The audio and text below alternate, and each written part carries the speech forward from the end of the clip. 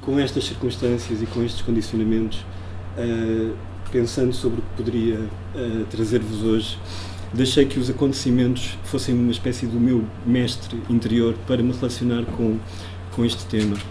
E as coincidências são muito interessantes a este nível. Uma conferência sobre educação, no dia em que os professores contratados fazem greve aos exames, reagindo a uma forma de tratamento profundamente indigna e continuada que este governo tem feito contra a figura do professor, degradando-a, retirando-lhe a dignidade na forma como essa profissão, essa vocação, diria melhor, é entendida pela sociedade, pelos pares, pela comunidade.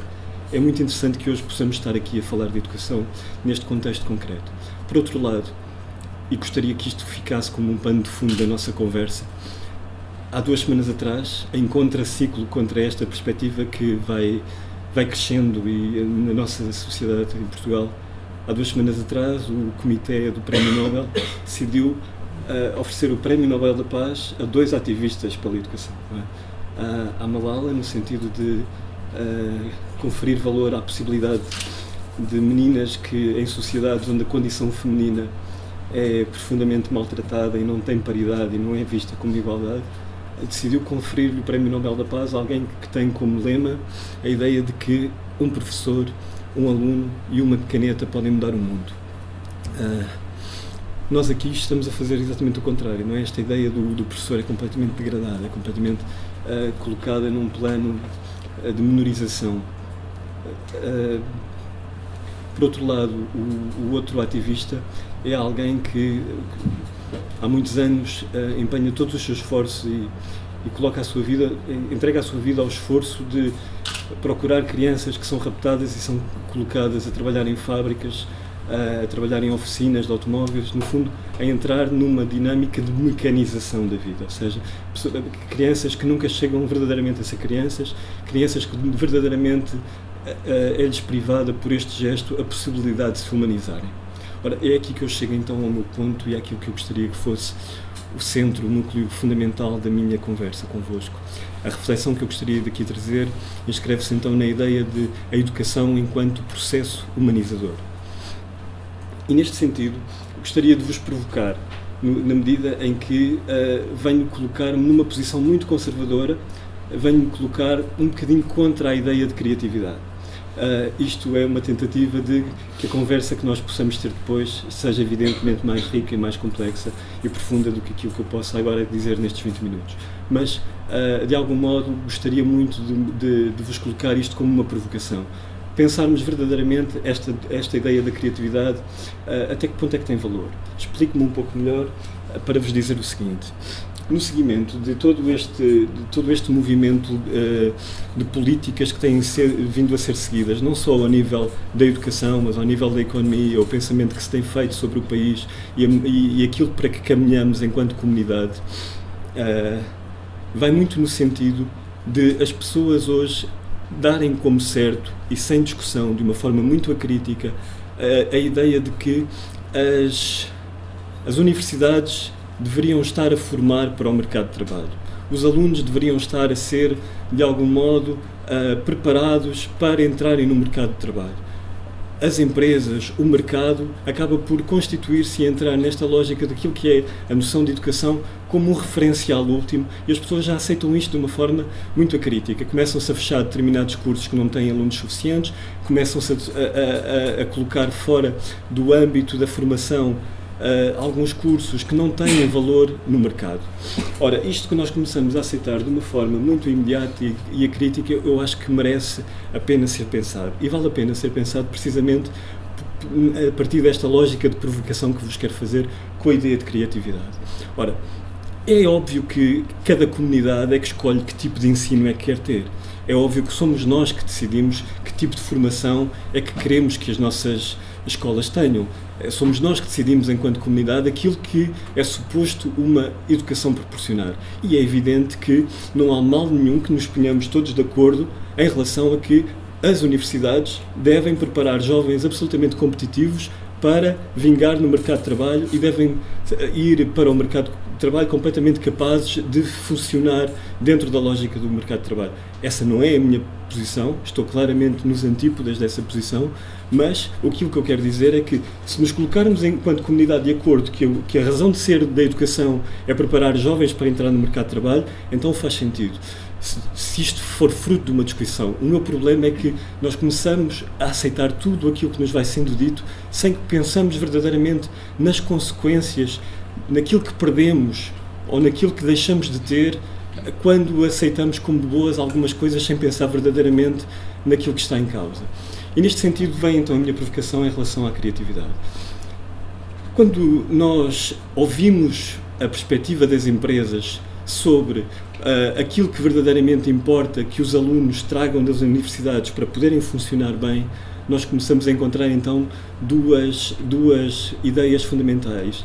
A ideia de criatividade e a ideia de inovação, a capacidade de se movimentarem muito rapidamente em relação ao meio em questão, compreenderem as mudanças e estarem completamente em movimento, acompanhando, compreendendo essas mudanças e podendo intervir de uma forma inovadora sobre essas mudanças.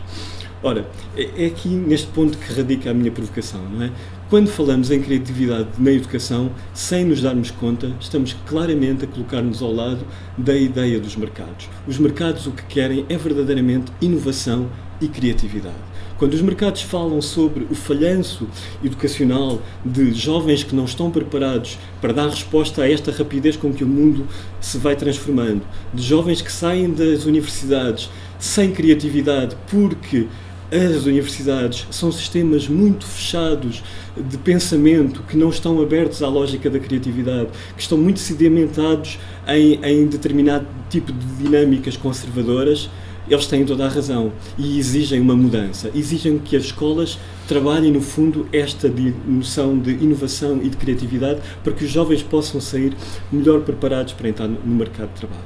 Porquê é que eu me oponho a isto e porquê é que venho então aqui questionar esta questão da inovação e da criatividade, sobretudo a noção da criatividade? Por este ponto, pela ideia de que provavelmente um ensino verdadeiramente vocacionado para a humanização, vocacionado para o processo de humanizar, tem que ser conservador na medida em que cada um de nós, enquanto formador, de algum modo é o garante de todas as concretizações, as grandes concretizações do espírito humano. O professor, aquele que verdadeiramente está numa experiência do ensino para comunicar algo, é sempre alguém que transmite aquelas ideias que o espírito humano foi, geração após geração, considerando que valiam a pena continuar a ser transmitidas. Nesse sentido é muito conservador. E não pode ser diferente se não quisermos perder de vista tudo aquilo em que teríamos que deixar de oferecer aos nossos alunos para serem eles também um dia guardiães dessa experiência humana. Guardiões de um testemunho de que é o resultado e a concretização desta aventura humana que todos vimos fazendo desde há muito tempo. Ora, então começa-se a perceber que há aqui uma dicotomia e uma tensão muito forte entre este presente e este passado. Esta noção de criatividade, esta noção de exigência para que sejamos sempre criativos, para que sejamos capazes de chegar ao mercado de trabalho e mudar as regras da criatividade, levam-nos a questões um bocadinho mais profundas do que propriamente a ideia do valor da criatividade em si. Não é o valor da criatividade que está em causa. O que está em causa é que de um momento para o outro nós aceitemos como boa a ideia de que podemos trabalhar de forma válida a ignorância. Lançar na ignorância tudo aquilo que é a experiência humana do homem na sua aventura pelo mundo. Explico-me um pouco melhor. Quando comecei a pensar nestas ideias para aqui vir conversar convosco, lembrei-me de uma frase de Hannah Arendt que acabou por organizar as linhas gerais da minha reflexão. Ela dizia que qualquer educador tem que se converter imediatamente em alguém que testemunha o mundo, em alguém que o testemunha de forma responsável. Ou seja, quando nós nos tornamos educadores, nós tornamos-nos responsáveis pelo mundo, pelo mundo na sua história por inteiro, naquilo que foi desde o princípio dos tempos, naquilo que tem de belo e naquilo que tem de terrível. Ora, esta questão é muito importante, porque a partir do momento em que nós aceitamos que temos que trabalhar os nossos alunos para o presente, para o imediato, para dar respostas apenas ao tempo presente, estamos a pôr de parte, estamos a deixar para trás tudo aquilo que é o passado. E deixar para trás tudo aquilo que é a nossa história das ideias, tudo aquilo que é esta vivência de grandes concretizações do espírito humano, ou esta experiência de quão terrífico foram determinados momentos da nossa existência em conjunto, significa que, de alguma forma, nós aceitamos a ignorância. E, ao aceitarmos a ignorância, nós aceitamos, sobretudo, a ideia de que determinadas coisas se possam perpetuar. Ao deixarmos cair esta noção de que é pelo conhecimento que entramos verdadeiramente na pátria humana, que é pelo conhecimento que tentamos verdadeiramente aceder às grandes concretizações e à compreensão do que é que nós somos enquanto comunidade humana e o que é que poderíamos fazer para verdadeiramente compreender o sentido, o propósito desta nossa aventura conjunta, nós verdadeiramente estamos a sacrificar às lógicas presentistas e imediatas de dar respostas ao tempo presente aquilo que são as grandes concretizações, deixando espaço para que verdadeiramente os grandes horrores se possam vir a perpetuar. Ora, isto parece um discurso catastrófico, mas se nós começarmos a pensar novamente na questão da atualidade, e se nós começarmos a pensar como é que em França a extrema-direita começa a ganhar um ascendente muito forte, se nós começarmos a pensar como há um ideário do fundamentalismo cristão que se baseia precisamente nessa prática do ideário da extrema-direita, e como de repente nós começamos a ser confrontados com discursos políticos que verdadeiramente colocam em causa uma das conquistas que a nossa sociedade teve, que tem a ver com o secularismo e com a possibilidade de separarmos a religião daquilo que são os assuntos sociais, remetendo a religião para a esfera privada de cada um, não permitindo que essa dinâmica da religião possa decidir os caminhos que nós vamos tomar enquanto comunidade, nós percebemos que de repente esta coisa do fundamentalismo não é algo que se passa só no Médio Oriente, com pessoas que nós achamos que mentalmente ainda estão na Idade Média. Não. Começamos a constatar que a própria ideia de laicidade e de secularismo começa a ser posta em causa nas nossas próprias sociedades. Começamos a constatar que o facto de não estarmos a dar suficiente atenção a determinadas coisas e a permitirmos que a vida decorra de uma forma acrítica, sem questionarmos o que acontece, as vitórias de alguns partidos, as imposições políticas e legislativas com que eles vão conformando o nosso mundo, gradualmente vão-nos conduzindo a situações para as quais nós pensávamos que não era mais possível encontrarmos, não é? E neste momento eu penso que é a própria ideia de secularismo, é a própria ideia de uma sociedade que coloca o Deus, a religião, na esfera privada de cada um, que começa a ser posta em causa, porque todos os dias começamos a perceber que há gente a matar e a morrer novamente em nome de Deus. E esta lógica do fanático não fica sem resposta, não é? Há fanáticos em todos os quadrantes e todos eles se sentem impelidos a dar resposta. Ora, é um bocadinho porque nós, de alguma forma, permitimos que o passado vá sendo esquecido, acreditando que os momentos mais negros da nossa história não se repetem, porque nos civilizamos, porque atingimos um determinado nível de entendimento sobre as coisas, que verdadeiramente começamos a permitir que eles regressem ainda com mais força, porque estamos agora cada vez menos preparados para entender os sintomas, para entender os sinais e para nos relacionar com eles. Portanto, eu não vou falar muito mais, acho que o que é interessante agora seria conversarmos, mas a minha ideia seria então esta, a de dizer-vos que a tarefa Pode parecer imensa, a tarefa pode ser excessiva, mas aquilo que nos cabe verdadeiramente enquanto educadores é continuarmos a acreditar na forma como podemos continuar a proteger esta ideia de que somos todos responsáveis pela história do mundo, sem que nos repugne a ideia de tanto a sua beleza como a sua frialdade, não é? A crueldade infinita das experiências humanas participa simultaneamente com a beleza de algumas construções que o espírito humano também foi capaz de fazer. E isto não é uma questão de escolher, isto é uma questão de contrapor, de percebermos que somos feitos destas múltiplas dimensões, de percebermos que em múltiplos momentos estas situações ocorrem e nós temos que estar preparados para nos confrontarmos com elas. E a forma de estarmos preparados para nos confrontarmos com elas continua a ser o termos uma consciência muito clara de que um ensino, uma educação exclusivamente direcionada para o presente, exclusivamente direcionada para a criatividade, que não pode ter em conta os fundamentos, porque o que quer é questionar os fundamentos para criar algo novo, traz consigo um território perigosíssimo que nós temos que saber acautelar. Não estou contra a criatividade, como é evidente, estou sobretudo a dizer-vos que a criatividade, para ser verdadeiramente renovadora, revolucionária, transformadora, tem que se sustentar em fundamentos que perceba verdadeiramente aquilo que perde, aquilo que ganha e aquilo que não é da ordem do prescindível.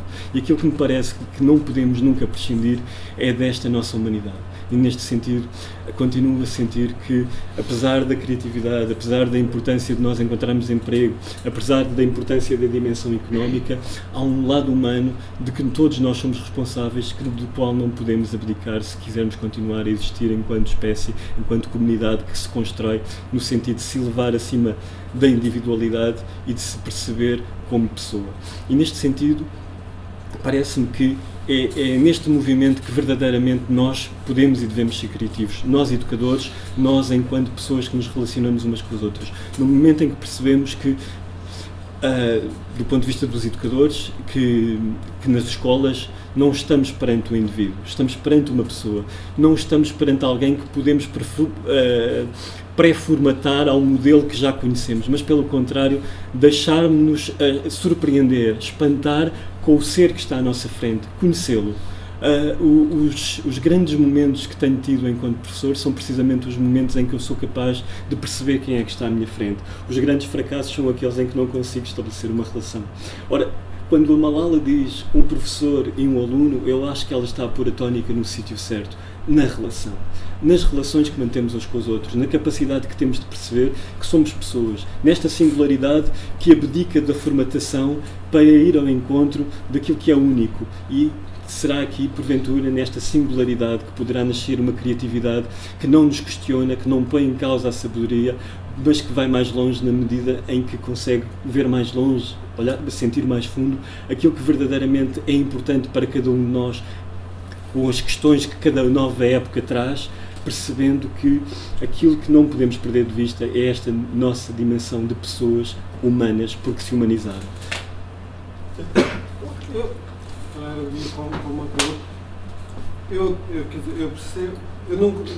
Eu percebo o argumento desta questão de preservarmos e de sermos todos responsáveis pela evolução humana. Não sei se eu tenho dificuldade em ver o contraponto com a criatividade. Embora, quando sento a criatividade, a questão da capacidade de ser centrado no tempo presente, no imediatismo, consigo ver, mas para mim a criatividade dos copistas são tão criativos como outros qual. Mas esta questão do tempo remete, no fundo, para a pergunta que eu quero fazer, que é: eu sinto que mais que criatividade, não sei, o que nos está a roubar desta capacidade de mantermos humanos, de ouvirmos, é a velocidade. Ou seja, hoje existe uma velocidade para tudo, é tudo tão imediatista, tão imediato que os conceitos nem sequer chegam a ser conceitos, são coisas muito vazias, que são só buzzwords. Eu sinto que a grande mudança que está a haver aqui sim é o ritmo, os ingleses dizem o pace, não é? Eu estou completamente de acordo. Parece-me que faz tudo parte do mesmo fenómeno. o ritmo, a velocidade em que hoje nos movemos é precisamente aquilo que nos impede de pensar, é precisamente aquilo que nos coloca face a esse tempo que é necessário para refletir e para parar. Ou seja, hoje em dia, provavelmente é muito difícil imaginar que alguém vai parar para ler o Marcel Proust, não é? Em busca do tempo perdido. Que tempo é que nós hoje em dia temos para fazer esse esforço? Não estou a dizer que não o façamos, não é? Estou a dizer é que a vida tal como se organiza não cria condições para que isso ainda seja algo entendido como um valor, não é? Nós hoje provavelmente não entendemos o tempo, não é? Essa questão em busca do tempo perdido, essa importância de ler o Proust como alguém que através de um trabalho artístico foi capaz de expandir a própria noção de consciência que nós enquanto seres humanos tínhamos pela noção do trabalho sobre a memória que ele fez, não é? E a compreensão que ele acrescenta com os novos matizes que traz para a nossa forma de pensar o mundo e de pensar o humano, porque nós verdadeiramente temos hoje o nosso tempo canalizado para outras coisas. É tudo muito rápido, é tudo muito imediato. Ora, esta noção da criatividade, é óbvio que a criatividade, quando estava a falar da criatividade como uma coisa negativa, era uma provocação no sentido em que é aquilo que os mercados querem, não é? Do mesmo modo que uma provocação que também vale a pena ser feita para nós pensarmos é de que modo é que a arte contemporânea foi o melhor aliado dos grandes financeiros, foi o melhor aliado do mercado, não é? Na medida em que de repente nós nos tornámos um bocadinho, tudo isto conduziu a uma lógica narcisística em que vivemos numa sociedade muito vocacionada para a ideia de celebridade, não é?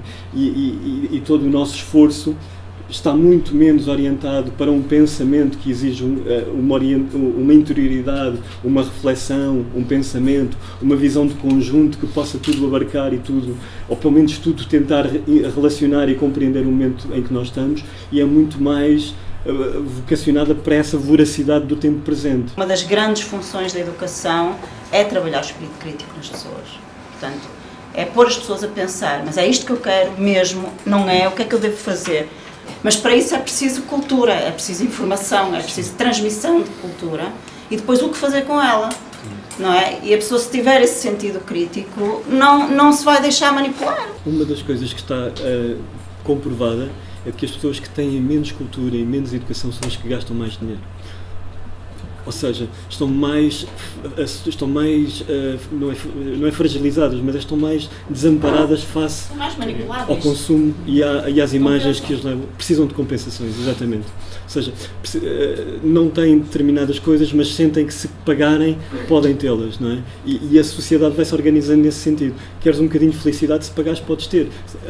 Manifeste-se essa felicidade, seja de que maneira for. Preciso de atenção, desde que eu pago ao psicólogo, tenho essa atenção.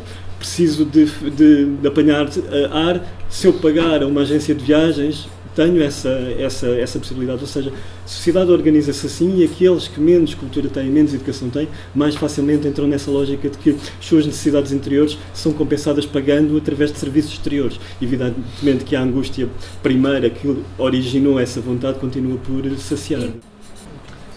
Eu acho que um professor tem muito de um contador de histórias no sentido africano do termo, em que aglutina a ideia do mágico, do curandeiro, não é? E a ideia daquele que conta as histórias, aquele que de algum modo percebe que quando nós chegamos ao mundo, chegamos ao mundo formatado por histórias. Nós, enquanto seres humanos, não somos problemas para resolver, não somos equações, não somos componentes tecnológicos, somos de alguma forma uma história. Cada um de nós traz um lastro de vida. Lastro de vida é esse que se organiza com a estrutura orgânica de uma narrativa, que a memória vai trabalhando para nós podermos viver connosco próprios e com as nossas questões, mas de facto aquilo que nós temos de profundo é que somos muito uma história. E o professor, de algum modo, é um contador de histórias, é alguém que é capaz de organizar esses elementos, é alguém que é capaz de ensinar contando, mas percebendo que tem diante de si pessoas que narrativamente podem ser curadas, seja a que nível for, porque sabemos que há vários níveis para esta dimensão do contador curandeiro. Ora, como colocar pessoas a contar histórias? Era um bocadinho essa a pergunta.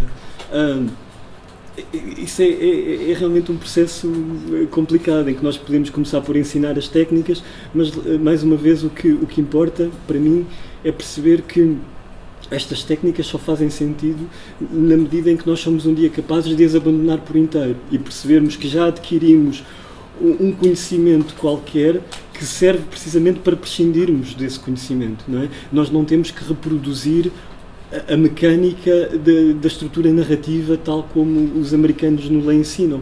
Nós precisamos é de perceber uma base geral que nos ajuda a encontrar então, a partir dessa base que é organizadora, a tal criatividade, a tal dimensão original, no sentido daquilo que é originário porque começou em nós, porque nós somos singulares, porque nós somos únicos e irrepetíveis, porque ninguém pensa um acontecimento como o Nigel, desculpe, não sei o seu nome, como a Maria pensa, não é? E nesse sentido, se houver um conhecimento prévio, bem estruturado, que consiga organizar as várias experiências, que consiga contrapor, que tenha elasticidade suficiente para perceber que nenhum de nós chegou ao mundo hoje caindo da lua, mas existe uma história, existem vários caminhos, vários cruzamentos, vários pontos e contrapontos. Quando encontramos um acontecimento que nos toca e que é relevante, esse conhecimento não nos paralisa, pelo contrário, ajuda-nos a perceber a singularidade, o impacto que esse acontecimento pode ter, agora dito por nós, com a legitimidade de sermos os únicos que olham assim, que sentem assim, que experimentem assim e que aprenderam alguma coisa desta forma. Qual é então o meu trabalho? É tentar ajudar aqueles indivíduos que estão à minha frente a ser pessoas, a acreditarem que as suas experiências valem, que as suas experiências contam, que nenhuma história é melhor ou pior do que a outra, que o que importa é que eles comecem por valorizar a pessoa que têm que vir a ser. O lema que eu tenho como professor é uma frase do Píndaro: consegue ser o que és. Ou seja, que cada um dos meus alunos não aceite a individualidade que traz em si, mas que perceba que a humanização é um processo constante, que temos que nos transformar naquilo que podemos ser e que não podemos ficar satisfeitos com menos do que aquilo que podemos ser. E neste sentido, acreditarmos em nós é este esforço de continuamente tentarmos ser aquilo que um dia haveremos de ser, não é? Mas que se pararmos de tentar, nunca chegaremos a ser aquilo que verdadeiramente somos. Ora, a história verdadeira escreve-se quando ele acredita que as suas experiências, aquele beijo que deu e que o marcou para sempre, pode ser absolutamente significativo e irrepetível. E que isso não é menor que uma história americana de um asteroide que vai colidir com o mundo, pelo contrário, não é?